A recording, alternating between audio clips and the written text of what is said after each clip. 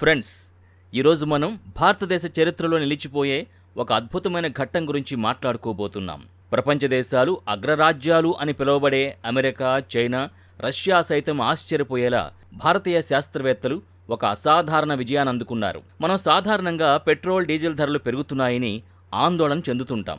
కానీ మన శాస్త్రవేత్తలు మాత్రం అసలు చమురు అవసరమే లేని కేవలం నీటితో నడిచే భవిష్యత్తు వైపు భారత్ను తీసుకెళ్తున్నారు. తమిళనాడులోని కల్పక్కం ఈ పేరిప్పుడు ప్రపంచ అణు విజ్ఞాన చిత్రపటంలో ఒక మైలురాయిగా మారింది. అణుశక్తిని ఉపయోగించి ఎటువంటి కాలుష్యం లేకుండా పింక్ హైడ్రోజన్ని ఉత్పత్తి చేసిన ప్రపంచంలోనే మొట్టమొదటి దేశంగా భారత్ అవతరించింది. ఇది కేవలం ఒక ప్రయోగం కాదు, ఇది రాబోయే 25 ఏళ్లలో భారత్ ప్రపంచ ఇంధన రారాజుగా ఎదగబోతోంది అనడానికి ఒక సంకేతం. భారతదేశం అణురంగంలో ఎప్పుడూ ఒక అడుగు ముందే ఉంటుంది. అయితే ఈసారి సాధించిన సక్సెస్ చాలా స్పెషల్. సాధారణంగా హైడ్రోజన్ తయారు చేయాలంటే నీటిని ఎలక్ట్రోలిసిస్ చేయాలి, అంటే పెద్ద మొత్తంలో విద్యుత్తు కావాలి. కానీ కల్పక్కంలోని Indira Gandhi centre for atomic research శాస్త్రవేత్తలు ఒక వినూత్న మార్గాన్ని కనుగొన్నారు. అణు రియాక్టర్లలో సహజంగానే విపరీతమైన వేడి పుడుతుంది. ఆ వేడిని అంటే న్యూక్లియర్ ప్రాసెస్ హీట్ ఉపయోగించి నేరుగా నీటిని విడగొట్టి హైడ్రోజన్ తయారు చేస్తున్నారు. అంటే ఇక్కడ అదనంగా విద్యుత్ ఖర్చు లేదు. దీనివల్ల లాభం ఏంటి అంటే 1 ఖర్చు చాలా తగ్గుతుంది, 2 ఎటువంటి కార్బన్ ఉద్గారాలు లేవు. అందుకే దీన్ని పింక్ హైడ్రోజన్ అంటున్నారు. Bhabha atomic research centre, BARC మరియు IGCAR సంయుక్తంగా ఈ అద్భుతాన్ని ఆవిష్కరించాయి. Atomic energy commission chairman Ajit Kumar Mohanty గారు దీన్ని ప్రారంభించినప్పుడు అది భారత్ గర్వించదగ్గ క్షణం. మనం ఇక్కడే ఒక విషయాన్ని గుర్తుంచుకోవాలి.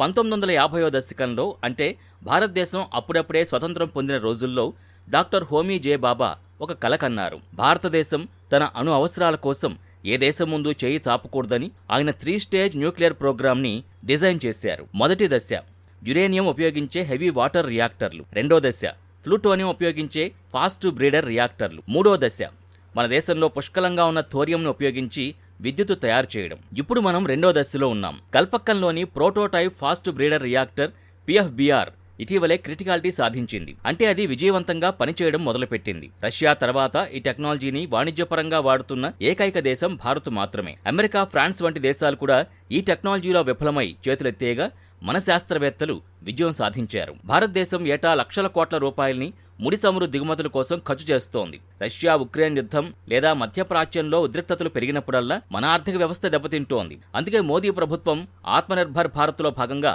ఇంధన భద్రతకు పెద్దపీట వేస్తోంది. ఒకవేళ భారత్ ఈ హైడ్రోజన్ టెక్నాలజీని వాణిజ్యపరంగా విస్తరిస్తే మనం సౌదీ అరేబియా లేదా ఇరాన్ వంటి దేశాలపై ఆధారపడాల్సిన అవసరం ఉండదు. ఇది కేవలం టెక్నాలజీ మాత్రమే కాదు, ఇది ఒక పెద్ద పొలిటికల్ మాస్టర్ స్ట్రోక్. ఉక్కు పరిశ్రమ, ఎరువుల తయారీ కేంద్రాలు మరియు భారీ ట్రక్కులు, రైళ్లు, నౌకలు నడపడానికి ఈ హైడ్రోజన్ అద్భుతమైన ఇంధనం కాబోతోంది. ఫ్రెండ్స్, ఇక్కడ మీరు మరో 3 ముఖ్యమైన విషయాలు తెలుసుకోవాలి. థోరియం రిజర్వులు. ప్రపంచంలోనే అత్యధికంగా థోరియం నిల్వలున్న దేశం భారత్. ముఖ్యంగా కేరళ, ఆంధ్రప్రదేశ్ తీరాల్లోని మోనాజైట్ ఇసుకలో ఇది దొరుకుతుంది. మనం 3వ దశలోకి ప్రవేశిస్తే కొన్ని వందల ఏళ్ల పాటు భారత్కు విద్యుత్ కొరత అనేదే ఉండదు. శాంతి యాక్ట్. ప్రభుత్వం ఇటీవలే అణురంగంలో విదేశీ పెట్టుబడులకి తలుపులు తెరిచింది. దీని ద్వారా అమెరికా, ఫ్రాన్స్ వంటి దేశాల కంపెనీలు మన దేశంలో పెట్టుబడులు పెట్టడానికి క్యూ కడుతున్నాయి. SMR technology. భారత్ ఇప్పుడు స్మాల్ మాడ్యులర్ రియాక్టర్స్ మీద కూడా దృష్టి పెట్టింది. ఇవి చిన్నవిగా ఉండి సురక్షితంగా మరియు తక్కువ ఖర్చుతో విద్యుత్తును ఉత్పత్తి చేస్తాయి. 2025-26 కేంద్ర బడ్జెట్లో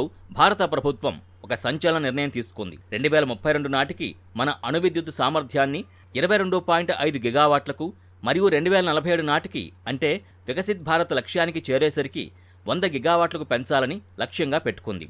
దీనికోసం దాదాపు 25 లక్షల కోట్ల రూపాయల పెట్టుబడి అవసరమని అంచనా వేస్తున్నారు. అమెరికా నుంచి 20 కంపెనీల ప్రతినిధులు ఇప్పటికే భారత్లో పర్యటించి ఇక్కడి అవకాశాలను చూసి ముగ్ధులయ్యారు. అమెరికాకు చెందిన nuclear energy institute CEO Maria Korsnick మాటల్లో చెప్పాలంటే భారత్ అణురంగంలో ఒక ప్రపంచ కేంద్రంగా మారబోతోంది. ప్రస్తుతం ప్రపంచంలో తయారయ్యే హైడ్రోజన్లో ఎక్కువ భాగం గ్రే హైడ్రోజన్. దీన్ని సహజ వాయువు నుంచి తయారు చేస్తారు. దీనివల్ల భారీగా కాలుష్యం వస్తుంది. మనం సోలార్ పవర్తో చేసేది గ్రీన్ హైడ్రోజన్. కానీ సోలార్ అనేది ఎప్పుడూ అందుబాటులో ఉండదు, అంటే రాత్రిపూట ఉండదు. కానీ పింక్ హైడ్రోజన్ అణుశక్తి ద్వారా వచ్చేది. 24 గంటల పాటు 365 రోజులు నిరంతరాయంగా ఉత్పత్తి అవుతుంది. ఇది క్లీన్ ఎనర్జీ రంగంలో గేమ్ చేంజర్. దీనివల్ల మన పర్యావరణం మెరుగుపడమే కాకుండా అంతర్జాతీయంగా కార్బన్ క్రెడిట్స్లో భారత్ అగ్రస్థానంలో ఉంటుంది. ఫ్రెండ్స్, ఇక్కడ మనం ఒక విషయాన్ని గమనించాలి. ప్రపంచవ్యాప్తంగా అణుశక్తి రంగంలో ఒకప్పుడు అమెరికా, రష్యా, ఫ్రాన్సులు మాత్రమే ఆధిపత్యం చెలాయించేవి. కానీ ఇప్పుడు సీన్ మారింది. చైనా కూడా చాలా వేగంగా అణు రియాక్టర్స్ ని నిర్మిస్తోంది. అయితే భారత్ అనుసరిస్తున్న మార్గం వేరు. చైనా ఎక్కువగా విదేశీ టెక్నాలజీపై ఆధారపడితే భారత్ మాత్రం స్వదేశీ పరిజ్ఞానంతో ముందుకు వెళుతోంది. ముఖ్యంగా ఈ లిక్విడ్ సోడియం ని కూలెంట్ గా వాడే ఫాస్ట్ బ్రీడర్ టెక్నాలజీ చాలా ప్రమాదకరమైంది మరియు సంక్లిష్టమైంది. కొంచెం తేడా వచ్చినా రియాక్టర్ పేలిపోయే అవకాశం ఉంటుంది. అందుకే అమెరికా, జర్మనీ వంటి దేశాలు భయపడి ఈ ప్రాజెక్టులను మధ్యలోనే వదిలేశాయి. కానీ మన భారతీయ శాస్త్రవేత్తలు పట్టువదలని విక్రమార్కుల్లా పోరాడి ఆ సంక్లిష్టతను అధిగమించారు. ఇది మన ఇంజనీరింగ్ నైపుణ్యానికి ప్రపంచం ఇస్తున్న సర్టిఫికేట్. ఈ విజయం వల్ల భవిష్యత్తులో భారత్ తన అణు సాంకేతికతను ఇతర చిన్న దేశాలకు ఎగుమతి చేసే స్థాయికి ఎదుగుతుంది. మీకు ఒక సందేహం రావచ్చు, అణుశక్తి, హైడ్రోజన్ అంటున్నారు సరే, దీనివల్ల మాకేంటి లాభం అని. దీనికి సమాధానం చాలా సింపుల్. మన దేశంలో ద్రవ్యోల్బణం పెరగడానికి ప్రధాన కారణం రవాణా ఖర్చులు. పెట్రోల్, డీజిల్ ధరలు పెరిగితే ఆటోమేటిక్గా కూరగాయల నుంచి పప్పుల వరకు అన్నిటి ధరలు పెరుగుతాయి. భారత్ గనక ఈ పింక్ హైడ్రోజన్ ని భారీ స్థాయిలో ఉత్పత్తి చేస్తే భవిష్యత్తులో మన భారీ ట్రక్కులు, రైళ్లు మరియు బస్సులు చాలా తక్కువ ఖర్చుతో నడుస్తాయి. చమురు దిగుమతుల కోసం మనం ఖర్చు చేసే లక్షల కోట్ల రూపాయలు మిగిలితే ఆ నిధుల్ని ప్రభుత్వం విద్య, వైద్యం మరియు మౌలిక సదుపాయాల కోసం ఖర్చు చేయొచ్చు. అంటే ఈ అణు విజయం పరోక్షంగా ప్రతి భారతీయుడి జేబుపై సానుకూల ప్రభావం చూపుతుంది. రాజకీయ పరంగా చూస్తే అణుశక్తి అనేది ఒక దేశం యొక్క బలానికి నిదర్శనం. గతంలో భారత్ అణు పరీక్షలు చేసినప్పుడు అగ్రరాజ్యాలు మనపై శాంక్షన్స్ విధించాయి, మనకు యురేనియం దొరకకుండా ఇబ్బంది పెట్టాయి. కానీ ఇప్పుడు మనం థోరియం మరియు ఫాస్ట్ బ్రీడర్ టెక్నాలజీలో పట్టు సాధించడం వల్ల ఏ దేశం మనల్ని బెదిరించలేని పరిస్థితి వచ్చింది. శాంతి చట్టం ద్వారా విదేశీ కంపెనీల్ని ఆహ్వానిస్తున్నప్పటికీ రియాక్టర్ల కంట్రోల్ మరియు టెక్నాలజీ మాత్రం భారత్ చేతుల్లోనే ఉంటుంది. ఇది మోదీ ప్రభుత్వం అనుసరిస్తున్న వ్యూహాత్మక స్వయం ప్రతిపత్తి విధానానికి ఒక గొప్ప ఉదాహరణ. మనం ఎవరితోనూ గొడవ పెట్టుకోం, కానీ మన ఇంధన అవసరాల కోసం ఎవరిపైనా ఆధారపడము అనేదే ఈ ప్రాజెక్టు వెనుకున్న అసలు సందేశం. చివరిగా గ్లోబల్ వార్మింగ్ అనేది ప్రపంచాన్ని వేధిస్తున్న అతిపెద్ద సమస్య. 2070 నాటికి నెట్ జీరో ఉద్గారాల లక్ష్యాన్ని భారత్ చేరుకోవాలని ప్రధానమంత్రి మోదీ ప్రపంచ వేదికపై ప్రకటించారు. ఈ లక్ష్యాన్ని చేరుకోవాలంటే కేవలం సోలార్, విండ్ పవర్ సరిపోవు. ఎందుకంటే అవి ప్రకృతిపై ఆధారపడి ఉంటాయి. గాలి మళ్లినప్పుడు పవన విద్యుత్ రాదు, సూర్యుడు లేనప్పుడు సోలార్ రాదు. కానీ అణుశక్తి అలా కాదు. ఇది బేస్ లోడ్ ఎనర్జీ, అంటే నిరంతరం విద్యుత్తును అందిస్తుంది. అందుకే అణుశక్తిని హైడ్రోజన్తో కలపడం అనేది ఒక మాస్టర్ ప్లాన్. దీనివల్ల కాలుష్యం ఉండదు, ఖర్చు తక్కువ మరియు దేశ భద్రతకి ఢోకా ఉండదు. ఈ కల్పక్కం అద్భుతం రాబోయే తరాలకు ఒక స్వచ్ఛమైన, ఆరోగ్యకరమైన భారతదేశాన్ని అందించబోతోంది. మనల్ని ఎగతాళి చేసిన దేశాలు ఈరోజు భారత్ సాధించిన అణు విజ్ఞానాన్ని చూసి అబ్బురపడుతున్నారు. అగ్రరాజ్యాలకే సాధ్యం కాని పనిని మన శాస్త్రవేత్తలు చేసి చూపించారు. ఇది కేవలం ఒక సైన్స్ విజయం మాత్రమే కాదు, ఇది ప్రతి భారతీయుడి ఆత్మ గౌరవ ప్రతీక.